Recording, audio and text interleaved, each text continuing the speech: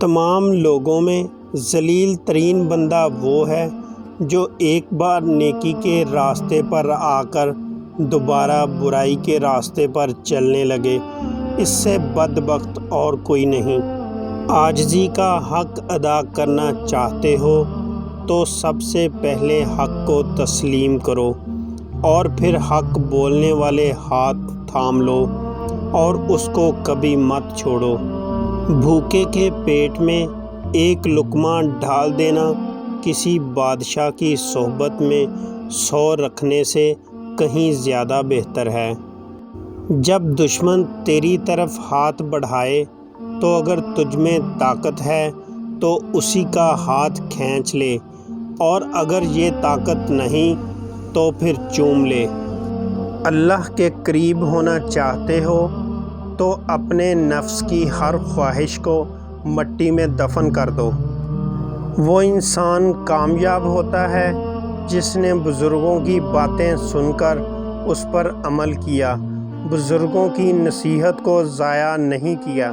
جو نصیحت سن کر فوراً عمل کرتے ہیں وہ لوگ خوش قسمت ہیں، اور ان کو جلد بہت بڑا اجر اور محنت کا پھل ملے گا۔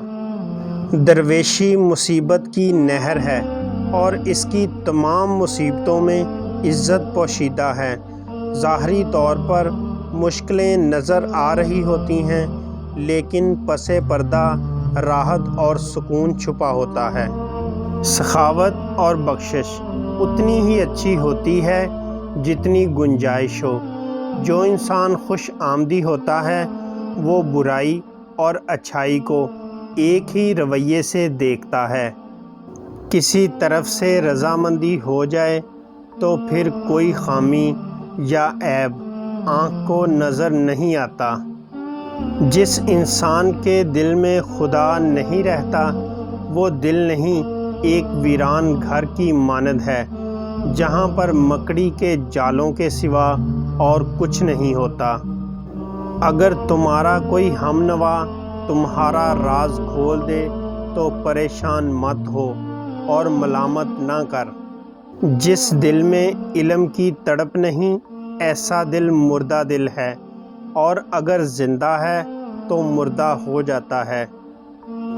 تلسی کے پتوں سے نکلنے والا تیل استعمال کریں اور کھانے میں ادرک کا استعمال بڑھا دیں، کبھی سانس کی بیماری یعنی دمہ نہیں ہوگا۔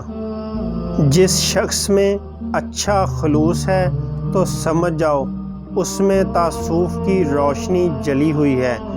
اس کی صحبت میں بیٹھو، بہت کچھ حاصل ہوگا۔